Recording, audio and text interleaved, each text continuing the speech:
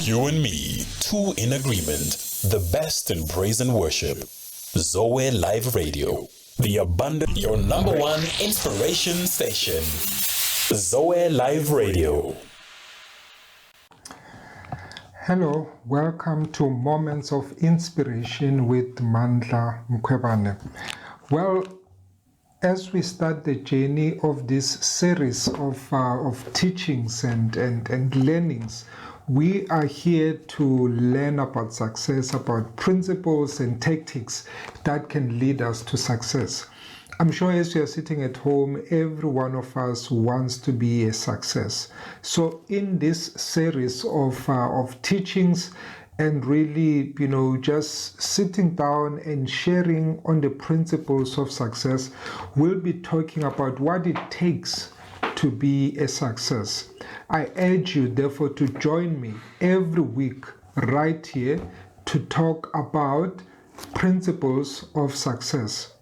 Today, I thought it's appropriate to talk about starting, even as we start this series of talks, to talk about the power of starting. A lot of people are not starting, and that's where we go wrong, and that's where we are not making it rain. That's why we're not making it happen. We talk about making it rain, but for you to make it rain, you have to ensure that you start. You must act. Whatever dream, whatever vision, purpose, whatever that you want to call it, whatever goal, objectives that you have to make sure that you start and you make it happen. And the good thing about success is that no one is going to be successful on your behalf. You, on your own, as an individual, you must go fetch your success.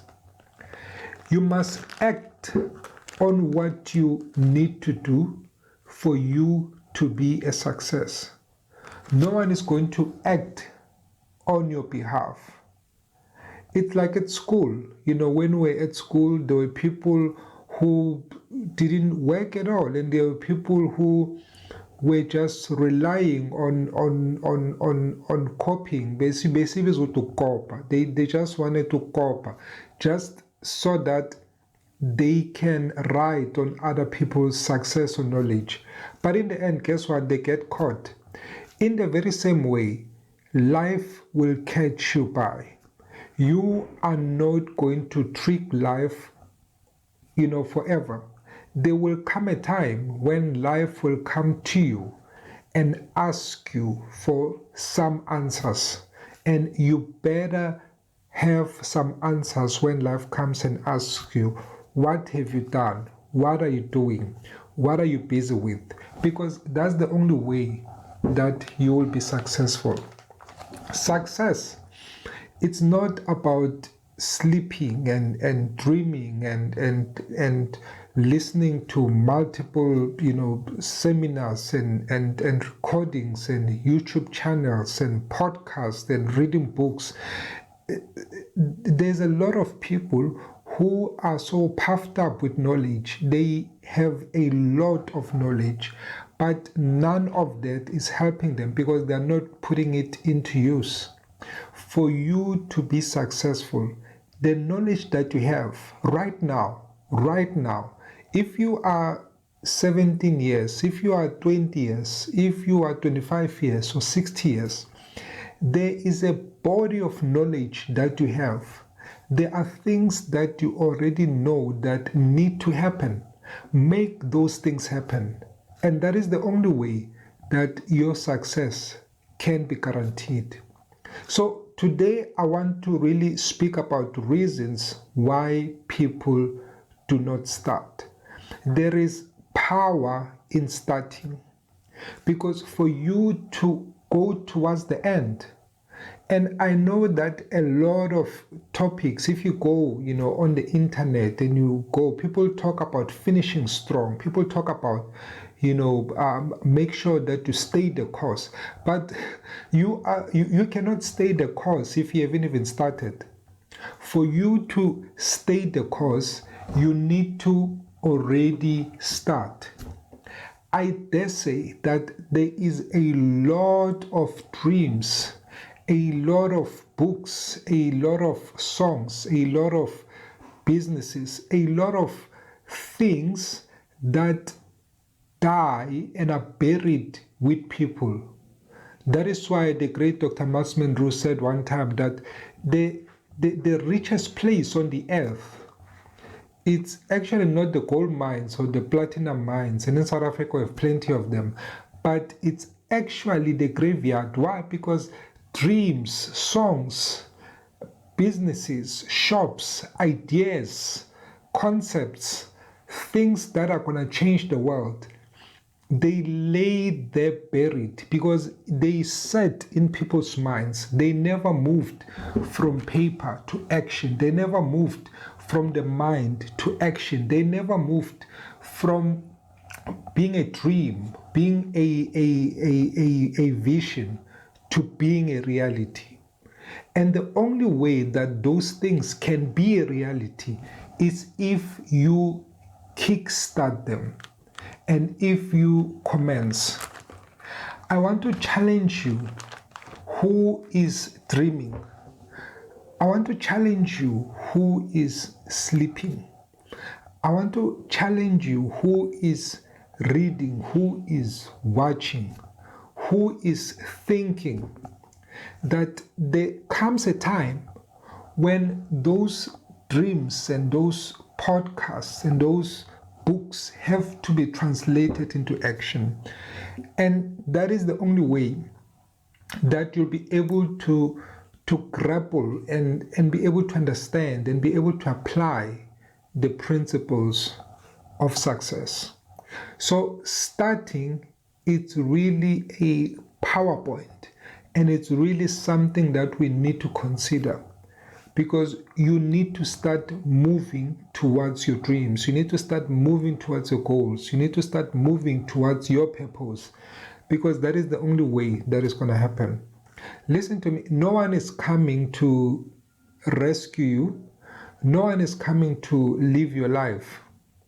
I've lived now for many years, and I have come to realize that no one is coming to rescue me. For me to live the life that I want to live, I cannot look even to my parents. I cannot look to my even siblings. I cannot look to my friends. I have to make it happen. The life that I want to live, I have to make it happen. The dreams that I have to make it happen. Yes, there might be circumstances and there might be situations that do not agree with what you are thinking, what you are planning, and align. Maybe the situation at home was not great. There was no money to send you to school. But for every person that did not have money to be sent to school, I can show you 1,000 people that went out there, waited on tables, took a piece job, did gardening, washed someone's clothes, did something to send themselves to school. So there's actually no excuse for anyone not to be successful. It's really up to you. It's really up to what you decide. You have to make up your mind that I am going to be successful. Moments of Inspiration is here to help a person like you who has said to themselves, I choose to be a success. I choose to go towards my dreams. Despite what is happening, despite my challenges, despite my situations, but I choose to move towards success. It might not happen now. It might take you long. It might take you 10 years or 20 years. But if you keep on moving and you keep on starting, you keep on going towards your dreams and your goals, it will happen. So today I want to share 6 reasons why people don't start. 6 reasons why people don't start. The first reason is simply procrastination. People have got a sickness of postponing. Because the more you postpone, the more you are delaying your life, is the more you are delaying your dreams. Every year, you are making New Year's resolutions. Every year, you are saying next year or this year is my year. And this year, when 2021 started, yeah, I know 2021 is a little bit shaky, but even when it started, people had dreams and they wrote New Year's resolutions down. But now it's the middle of 2021 and nothing has happened. I want to urge you that take those dreams from paper, take those dreams from your mind and put them into action. Delaying and procrastination, it's going to kill your dreams. It's going to strangle your dreams and it's going to defer your dreams and make sure that your dreams are dead and buried. Tomorrow. No, change tomorrow to today. Start today. Make a plan that you are going to start today. It might mean that you are wobbly. It might mean that you are not on top form, but start anyway. You only live once, and you cannot keep on delaying and delaying and delaying. Make sure that every day that you live is worthwhile. One of the reasons why people are postponing and they keep on postponing is because a lot of us, when we think about our days on the earth, we think that we have a lot of time. But today I'm going to shock you, and this shocked me when it was revealed to me by one of the authors. I forgot his name now. And he challenged us and he said, if you live to be 75 years old, and 75 years, it's kind of like the life expectancy. I think it's a little bit less. So if you live to be 75, you would have really lived a lot of years. And you'll probably be more than the average. If you live to be 75 years, how many days would you have lived?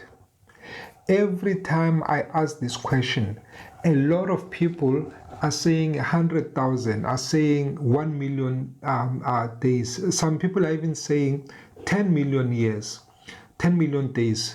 So, but if you take your calculator right now, a year has got 365 days. You can even make it 366 if you include leap years.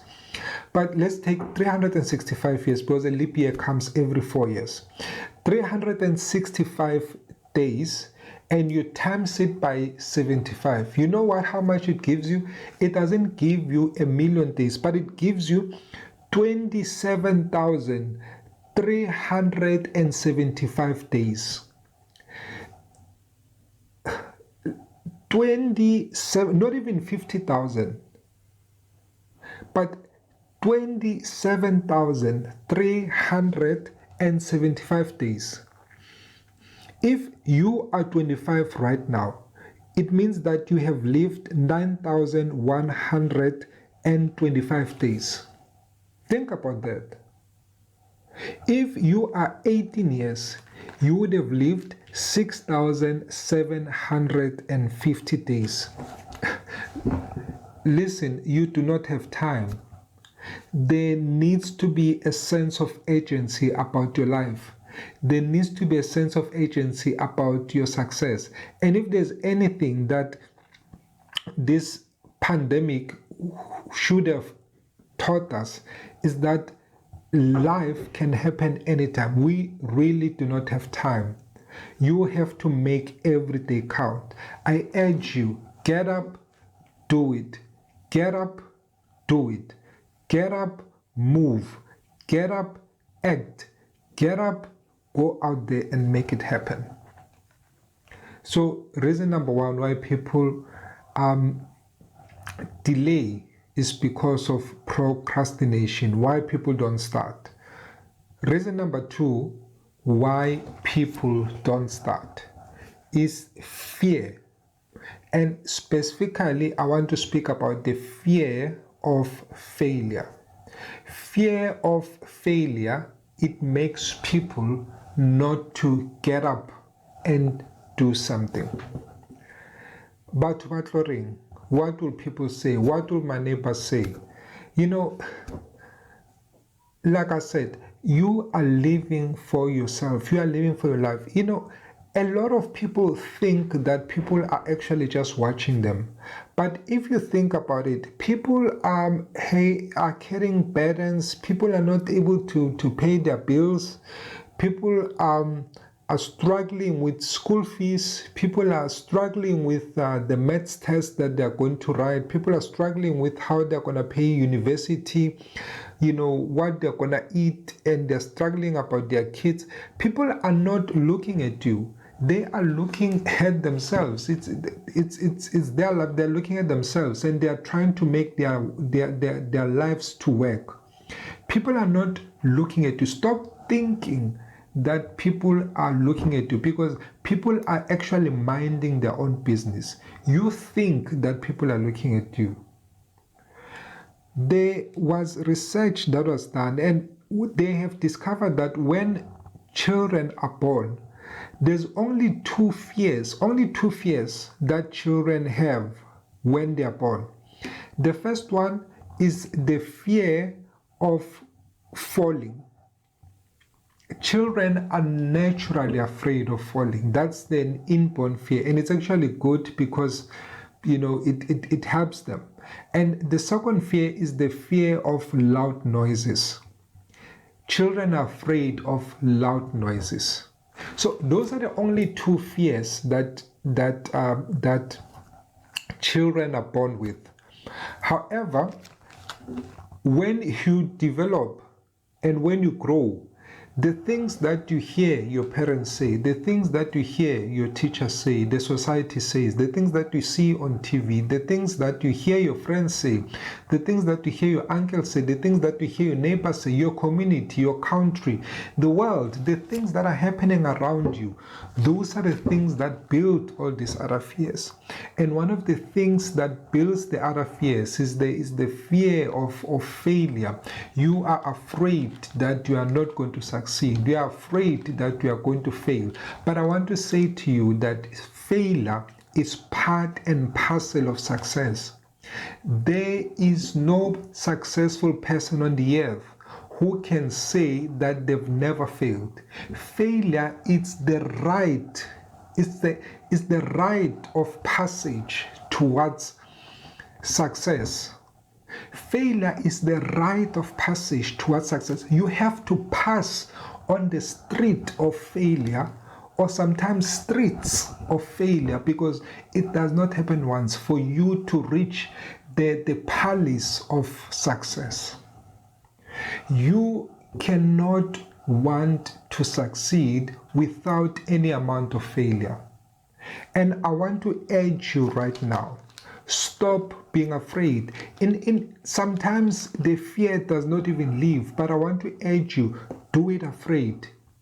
Even with your mouth dry and your knees, they are fellowshipping with each other because they are shaking. You know, they just do it. Your voice shaking, just do it. Do it, because the more you do it is the more that fear begins to erode. So I want to urge you, do it afraid.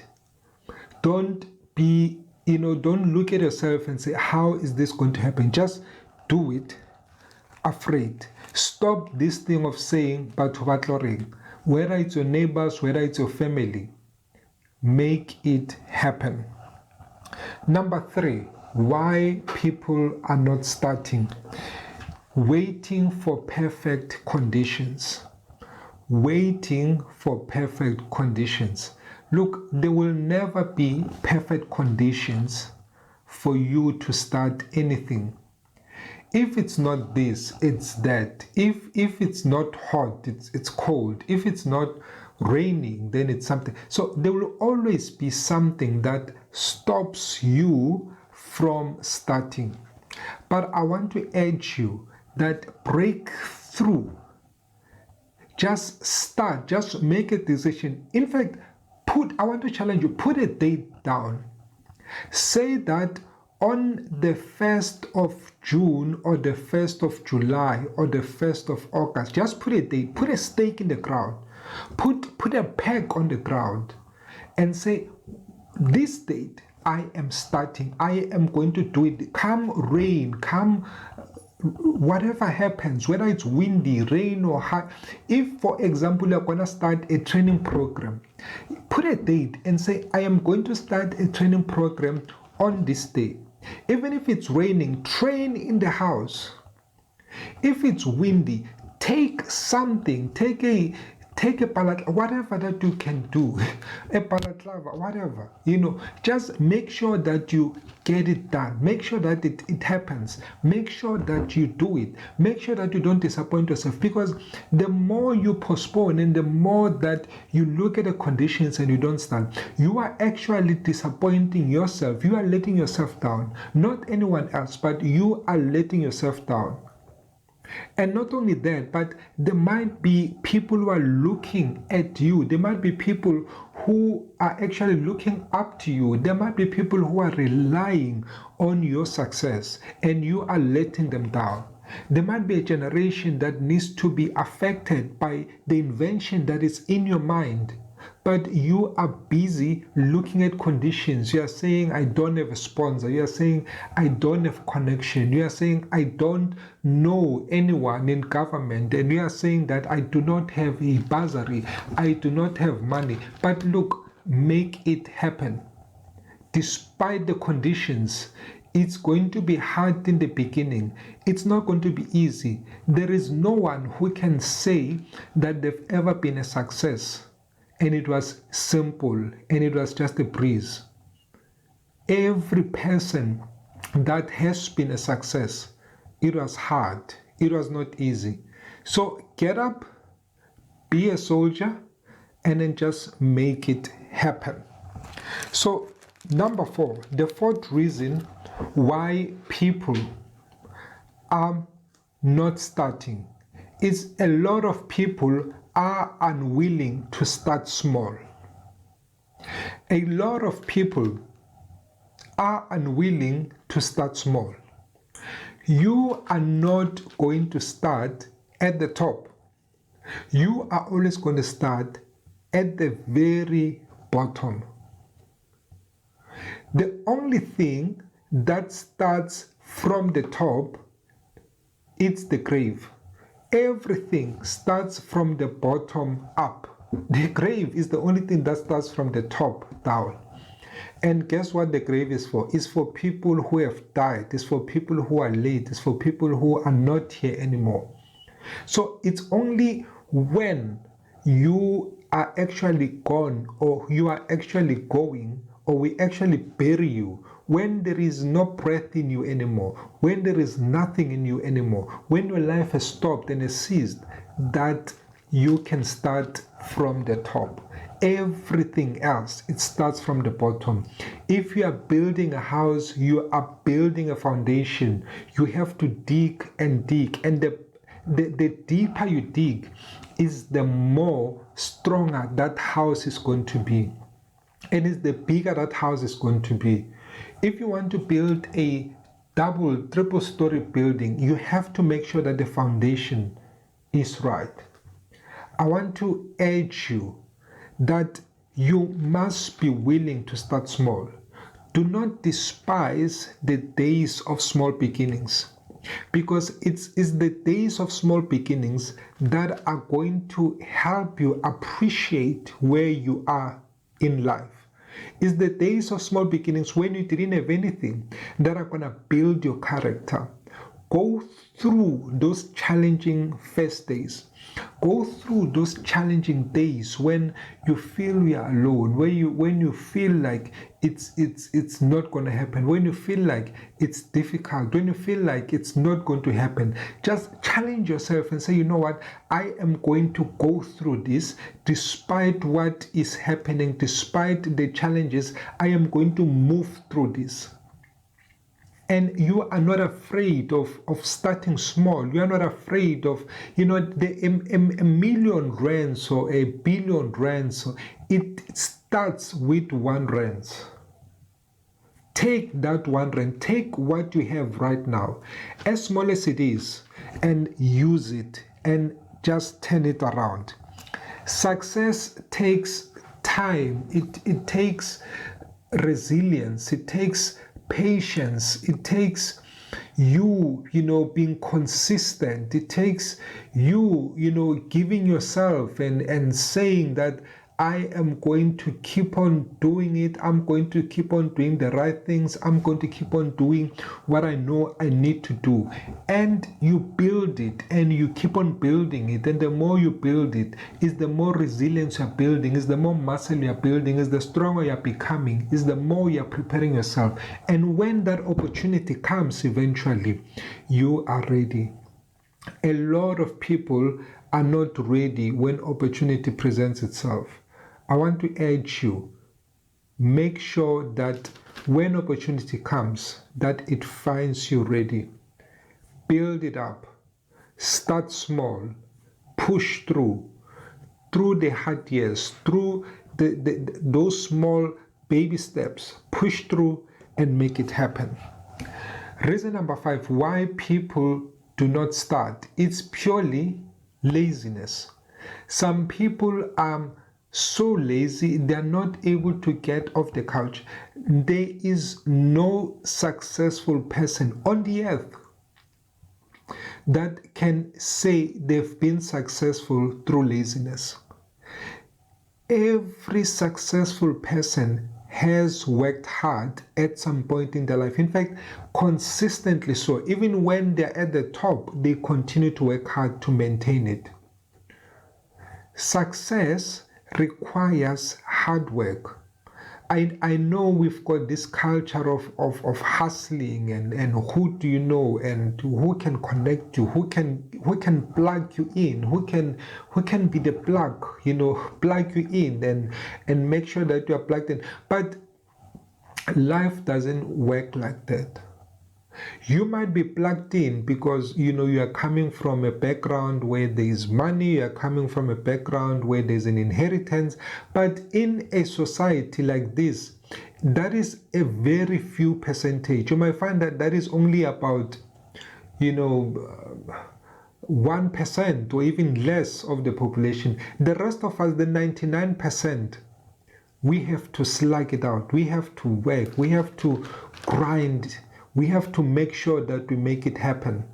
So I want to urge you that success is not a bed of roses. It requires you to work hard. It requires you to get up from the couch and do something. It requires you to switch off the television at some point. It requires you to switch off, social media at some point. I know some of you are watching through social media channels, but after you watch, you have to switch off and start working and start doing something. You cannot just, be there and just, keep on doing things that sometimes they become unproductive. This is a place where you come to refuel, but after you refuel, you need to go. The car cannot park at the garage and at the filling station and you keep on pouring petrol and pour petrol and pour petrol. You stop for a little bit and then you pour petrol and then after that you drive off and you go. Such is life. You stop, you learn, you reflect, you plan, but at some point after you are full, after you are refueled, you need to move, you need to go. So I urge you that Do not just vegetate in front of your TV and vegetate in front of your novel or your nice book or in front of whatever. Just get up and do something. It takes a lot of hard work. So, number 6, the last reason that I have for you today why people are unwilling to start is because people are unwilling to pay the price. There is a price to pay for success. Success does not come cheap. If success came cheap, everyone will be doing it.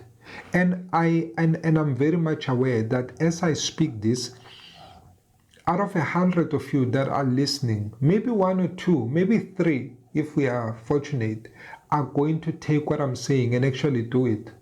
But you know what? It doesn't matter, because that one or those 3 people, that is all that we need to perhaps change the world and change the course of South Africa, of the youth. And maybe that is the catalyst that we need to be able to do what we need to do. Success is taxing. It's taxing on your body, because your body gets tired. You are working 12 hours a day or 14 hours a day, and even when you are coming home and maybe you are picking up a side hustle and you are working and you are doing what you need to do, it's taxing. It's taxing on your body. It's taxing on you mentally, because you have to focus and you have to think and you have to apply your mind, and it's taxing on you emotionally. All these things up and down. Are people promising you things, then it doesn't happen. People saying something is going to come and it doesn't come. Feelings of disappointment and rejection and all of those emotional things that have to do with failure and not making it, and disappointment in yourself, and all of it's taxing. It's not easy. It's even taxing on your finances, because sometimes the books that you read, some of the courses, the coaches that you come to, all of that requires money. It's an investment, and it's an investment that you plant now, but you might not be able to reap and to see the fruits immediately. Sometimes it takes years, sometimes it's months, and sometimes even decades for some people before you can see that success. But I want to urge you, keep on moving. Keep on moving. Success is waiting for you. Keep on keeping on. Success is predictable. Success does not discriminate. Whether you are black, you are white, you are colored, you are Indian, you are Japanese, you are Chinese, you are German, you are Nigerian, you are Ghanaian, any nationality, every person has an equal chance of success. Some of us might have to work harder than others, because when we start, maybe we started at negative, maybe we started at the bottom, but the truth is, every person can apply the principles of success. And once you apply the principles of success, you will see the results. It might take time, but you will see the results. That is why I'm saying to you, success is predictable. Friend, go out there and make it happen. Make it rain. This is your time. This is your moment. You are going to do it. You are a champion. You are a prince and a princess. You are a king and a queen. You were made to succeed. You are not made to fail, but you were made to succeed. Go out there and make it happen.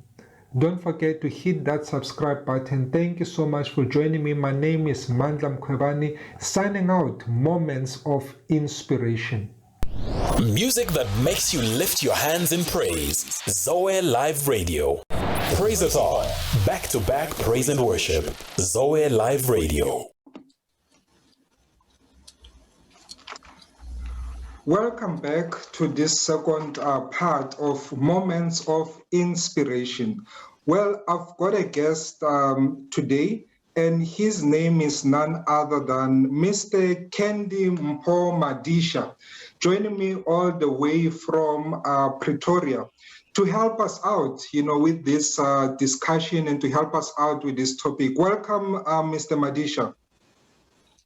Thank you, Mandla, and it's a pleasure to be on the show.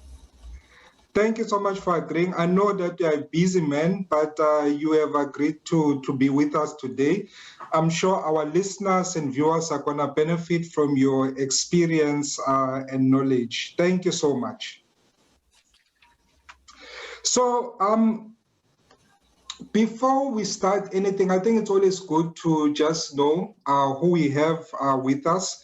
Mr. Kendi Madisha, he's the founder and CEO of Blue Pile, a 3D printing business. So yeah, this is all for IR type of thing, but he will explain to us, what he does and, and who he is.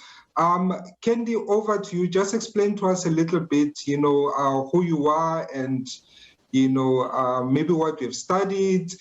Take it like an interview question. In the interview, they always say, tell us about yourself, but don't go all the way, just a little bit so that people can at least know who you are. Over to you. Okay, thank you once again, Mandla. So maybe let me start briefly about myself and then I'll talk about Blue Pile. So I'm an engineer by training. I have about 20 years of experience working as an engineer, which covers having worked in the nuclear industry in both South Africa and in Europe. It covers having done business consultancy with companies like Accenture, also covering a bit of teaching, which I have been doing for almost a decade at the University of Pretoria in the Department of Mechanical Engineering. And it also includes a little bit of working with various companies that were tendering engineering works. So I have served in a number of companies, just in a nutshell. And since 2000, I ventured out to start my own company, which is called Blue Pile. And since then, yeah, it's been a very exciting sphere of my life in terms of discovering myself anew. Blue Pile, as Mandla has said, it's a 3D printing company. That's a very, very gross way of putting it. But in actual fact, we do things that relate to the 4IR that a lot of people talk about. We do something called digital sculpting, which is the future of how people are going to do art in terms of sculpting. We also do robotics, which we have incorporated just lately, where we, for instance, do 3D painting of our sculpts. And this was necessitated by clients who want some of the sculpts that we do to be painted. Just to maybe use a picture to illustrate what it is that we're doing. This is just a sample of one of the products that we've done for a client. It started off with just pictures that we picked up from the internet, and we would then sculpt this using software. After being sculpted, we have it as a digital file. Then we print it using these machines called 3D printers. And now we're looking at painting it using a robotic arm. So that's just the main business of what I'm doing. But I also I've been creating partnerships around the whole sphere of talking about 3D printing, including partnerships with the creation of filament, the product that we actually use to create 3D printing. Because we are currently, I think I only know one company that started creating these filaments last year. But in general, we import most of these filaments. So we saw a gap there, and we're trying to fit into that particular gap. And during COVID, I got some support in terms of creating some masks, and we're still continuing on a project of creating masks. Again, looking at creating industrial masks that will be operational past the COVID period, where again, we're looking at replacing some of these that we get from China. So yeah, in a nutshell, that's me and Blue Pile. But maybe an additional element is that I consider myself to be a science activist. So it means I work for an organization called B-Step, where we have a national agenda on making science very central in terms of economic development. So yeah, I think these three things are sort of like defining me. Thanks, Mandla. Wow. That was a mouthful. But essentially what it means is that you are really on the cutting edge of this whole 4IR frenzy. So for IR, it's actually more than a brand, more than a T-shirt, more than a book. You are actually living it, on a daily basis. But by the way, was that Miss Universe? Oh yes, this was Ozibin. So it was a little present to take to her. So this is just one of the scalps. We've made a few of them for her. Okay, and for the Miss SA beauty pageant. Awesome. Thank you, Mr. Madisha, for that introduction. Hey, Mr. Madisha, we have a challenge here. People are dreaming. I see you are doing a lot of things. You have been involved in quite a lot of things, but people are dreaming. People are sleeping. People they are wishing, to do stuff, but they're actually not getting out there and doing stuff. So the topic for today has been around, starting, and I see in your sphere, I can tell that there's been a lot of starting that has been happening. So today we gave 6 reasons why people don't start. And the first reason we said procrastination, we said fear of failure, we said waiting for perfect conditions, we said unwillingness to start small, laziness, and unwillingness to pay the price. So in your ventures and all the things that we have done and started, which one out of these 6 reasons would you say speaks to you the most? Which one would you say you have battled with or you have conquered the most? Over to you. Well, I think of these 6, I maybe just want to create a bit of a context as well in saying that I think for anyone who has to start up a business, we may subconsciously actually be doing some little calculation, a cost-benefit calculation. And I think that tends to inform how we behave with respect to the 6 elements you have mentioned. Mm-hmm. When you look at procrastination, it's generally quite a challenge for a lot of people to just, procrastinate their ideas to start implementing them. So it does feature if I were to evaluate these, it features very highly. Fear of failure. I think I don't know any entrepreneur who ventures into startups with a high degree of fear for failure. Most entrepreneurs actually, they have a high tolerance of failure. If you have a fear of failure, you hardly start. It wouldn't even be allowing you to do anything. So I think fear of failure, most entrepreneurs, they tend to have a high degree of tolerance for failure. Waiting for perfect conditions. This is something that I identify with, where and it speaks again to a perhaps a character flaw or a character strength in some people, but just wanting things to be very perfect can actually delay you to getting started. And I've seen this apply in my own life where I had to really fight it off as a character that naturally I'm more inclined to want my things to be very good before other people see it. And there's a reason as well for that. I mean, I've seen guys who go with half-baked ideas and they lose an opportunity altogether because they were just not that well prepared. So the question is, what kind of balance do you need in terms of how you prepare and how you perfect your situation, so to say? But it's about not being too perfect, but being ready enough so that you can take up an opportunity so that you don't lose it as a result of perhaps a bad showing in terms of your ideas, how you implement them. So the whole 80-20 principle. Pretty much, yes. You do need to put in some 20% effort that can get you just there to give you some sort of a minimum viable proposition or product that can allow you to get into the game. The unwillingness to start small is also a challenge because most successful guys I know, they have started small. Unless if you have some blessing out there where you can start with a good fortune from the get-go, it's good for you. But most guys that I know of, they start in their garages, they start small because that's how you let your idea evolve and naturally become part of you. If you adopt something that is fairly complex at a very high level, there's a tendency of people not really understanding what is it that they've owned and what they're running with. So if you're starting up, starting small makes a lot of sense. If you're going to start a little bit big, it makes sense if you're going to have enough resources to put together a team that can complement some of the elements that are missing. So in that case, I think you can still pull it through. But I think in general, if you're starting alone or with just one partner, it makes sense to start small. Yeah.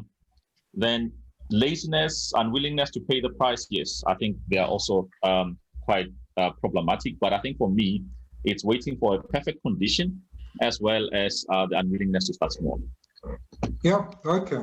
No, that makes a lot of sense. I think, a lot of people are really grappling, and they are trying to, they're trying to make sure that everything is set right, but you can never have a situation where everything is just lined up, and sometimes you do not know what is going to happen a year or 2 or 3, and these days things move very fast. I mean, the things that we're going to take 10 years, sometimes they take even a shorter space of time, changes that are there. So starting, I would say makes a lot of sense, to go for it.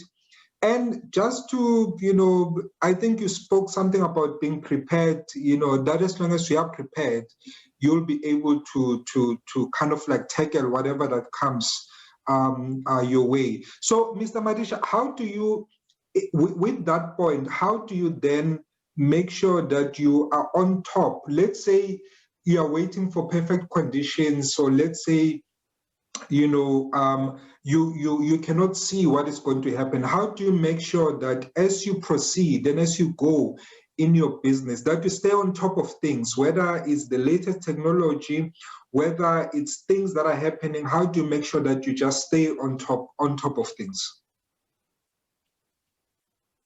Look, I think it's a pretty hard question. Other people talk about having a balanced routine that involves time for reflection. And I think I really value that, because if you're just having your head in the game all the time, you might just miss what's happening laterally to what you're doing.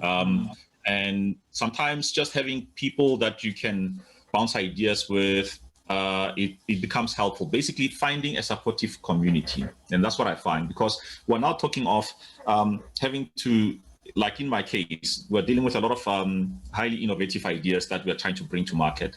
And the space can be quite harsh, and it can be fairly lonely. But we are also trying to, with some friends of mine, we're trying to put together a supportive system in this ecosystem, because we're viewing it as an ecosystem where, as you enter, there's quite a number of players, quite a number of institutions that are involved.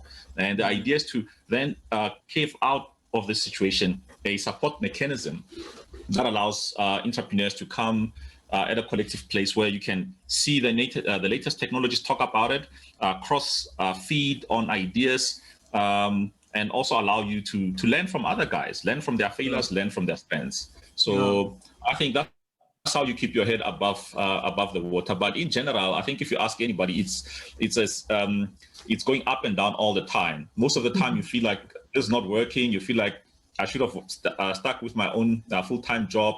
Maybe I shouldn't have done this. But at other times, things are going so well. You clinch a deal. You feel very high. You feel like, I'm on top of the world. But there are times generally where, it's just up and down. But I think if you look at it progressively, you realize that there is actually a difference in terms from where you started, where you can see that, there's a bit of an upward movement. And you just have to stick in there. It's a very depressing space for most people, because I've spoken with entrepreneurs who they just have this rush, this thrill, and when things don't work, they really get depressed. So it can be quite a harsh space, to be quite honest. Yeah, no, definitely.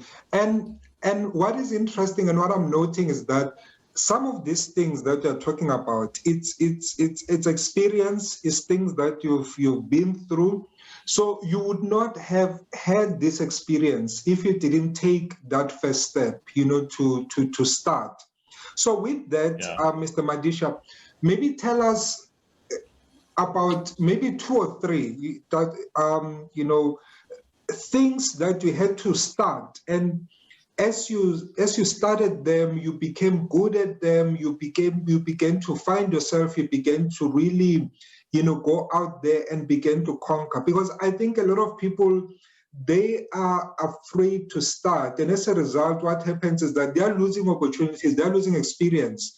With the years of experience that you've had, it's because you started. So tell us a little bit about one or two, or maybe three examples of starting that you can share with us. Okay, maybe I'll start with just the whole digital sculpting. When I began, this was actually in 2015, and it started off as a hobby. That's when I think 3D printing in South Africa was becoming popular. And I think my way of starting was to start it off as a hobby. And with time, it grew where I could perfect myself in terms of doing digital sculpting. I was able to train even more people, with some of them coming to join me at a later stage in my own venture.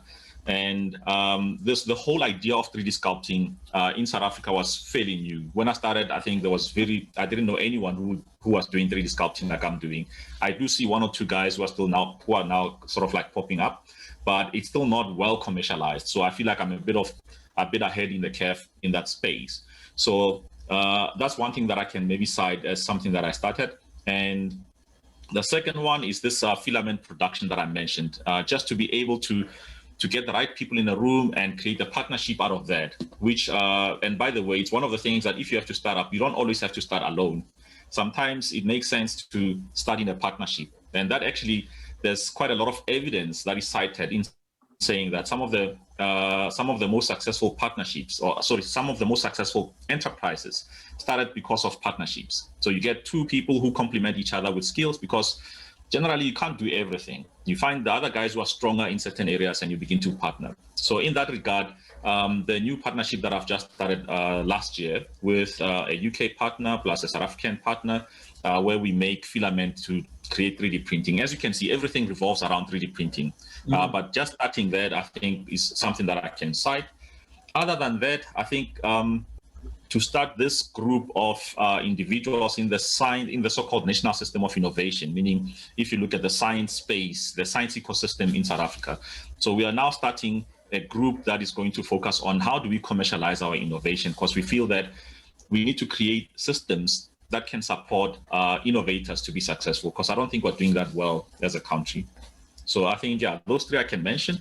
And in essence, if you have to do startup, you go through quite a lot of challenges. And like I said, unless if you have resources to back you up, you find it very hard. But it's possible still to start in a community where at least you have several support from friends, from existing institutions, by the way, because sometimes people think that they're just alone. But there are institutions out there that can actually give you support. And some of them are NGOs, where people can associate and find relevance in terms of what is it that they're doing. Some of them, they are as small as maker spaces. So being able to join these spaces, especially from a science point of view, it allows you to meet with people who are like-minded, and some of them you immediately, converge to starting a business as a result of that. Thanks. Wow, this is awesome. So if I listen to you, there are 3 or 4 things that I'm picking up. The first one is that when you started this whole digital sculpturing, as a hobby, you were one of the first. So in other words, it was not like there were people living there that were examples. You literally were one of the first to jump in. So that, you had to conquer a lot of fears, I'm sure. You had to conquer a lot of uncertainties, unfamiliar terrains, and that you had to work on and really become a trailblazer. So really, we salute you, there, Mr. Madisha, because it's something that was not even there. So that's the first thing, is that sometimes when you start, even though something does not exist, but if you believe in it, and you are actually good in it, just go for it, and just do it. And the second thing is that sometimes when you start, you don't have to start on your own. You can start in a partnership, you can get other people to work with you. So that is lesson. And number 3 is that any start that you do, it will have challenges. So if you're looking for, so these days people talk about soft life. I don't know then, Pretoria, if you know what soft life is, but people talk about soft life. I see it on Twitter, and but you can never have a soft life without any challenges at all. So yeah. I don't know. I don't know what a soft life is, but I do know that on your points, I would add the fourth point of saying that when you start, some of the easier startups is when you can identify a pain point where you are able to offer a solution on an existing problem. I think those are some of the easiest.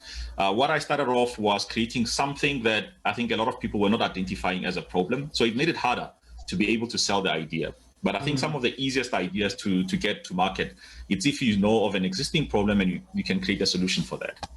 Wow, awesome. Thank you. Definitely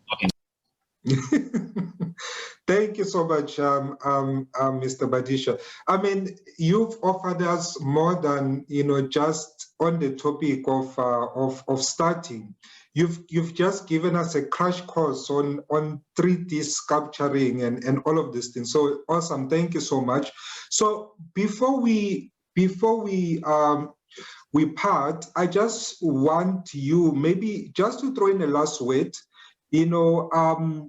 There are people who are listening to you, there are people who are watching, and there's an idea on the table, there is something that they would like to do or start. What advice, what last word would you give to that person that is still struggling? Some people have been holding on to business ideas for 5 years, and they're still not doing it. What would you say to those people? One of the advices that I'd give is that you need to realize that whatever business venture you're having, whatever idea you're having, at the end of the day, if there's no market for it, you have no idea. You have no business idea. If you are incapable of making money out of it, then you absolutely don't have a viable business idea. So I think one of the critical things is to be able to create a so-called minimum viable product that you can test with the market as quick as possible. Otherwise, you're going to see that nice ideas for the next 5 years that never materialize into a business. And I think that for me, I've done some training in the UK with the Royal Academy of Engineering. And if there's one thing that I think I appreciated and they've instilled in me at least, is that it's about making money. It may sound terrible for those of us who think, don't think about money all the time, but at the end of the day, it is about making money. If your idea is not going to generate money, it's just an idea. That's where it ends. It's not a business. It's just an idea. So you must be able to see and identify and test a market that can buy into your ideas. So what it means is that while you still have it at an ideation phase, go speak to people. Tell them this is the idea you have. Would they be willing to buy if you come up with a particular service or a particular product? So you need to test it as early as possible so that you can know and incorporate what people want. Otherwise, you create a product that people don't want. It has features that they're not going to even buy. Then you end up with a very nice idea that is not going anywhere. So I think market is key. If you are able to, from the onset, engage with the market, find out what is it that they are looking for, and find out if what you're proposing is something that they can part money to be able to acquire. So I think that's the one. I'll leave you with just one advice. There's probably many, but let's just stick to that one. Okay, thank you so much. So the key word is test, test, test. Don't sit with it. And you are really a living example, because when you started this whole digital sculpturing, 3D printing, you started it out as a hobby. You're full-time in a job. But when you tested it and you find that it's working and that there's a market for it, and you said, you know what, I'm going to go for it, full time. I'm not going to sit with it. Wow, thank you so much, Mr. Madisha. So everyone at home there, if you have an idea and there's a course you want to study, attend the lecture, go online, find a lecture, speak to someone, do something, but just don't sit with it. Just test, see if it works. And someone actually said, Mr. Madisha, as we close, that especially if you are young and you are in your 20s and you are, you are still a teenager, you are saying that test 10, 20 things, find out what works for you. Don't sit there and say, oh, there are no opportunities. Volunteer, test, go on the internet, find free Wi-Fi, get into things, get involved. And one of these days, you will find something that really lines up with who you are and with what you want to do. And hopefully, like you said, you'll actually make money. You'll find something that is viable from an economic, point of view, and you'll be making a living out of it. Well, with that, folks, thank you so much to Mr. Kendi Madisha. Follow him. I'm sure Kendi, you are on Facebook, social media. I don't know what other platforms that you are at, but find him, Kendi Madisha, and also find Blue Pile as well, and just see what they do. Thank you so much for joining us on Moments of Inspiration. Join us again next week. Thank you, and God bless.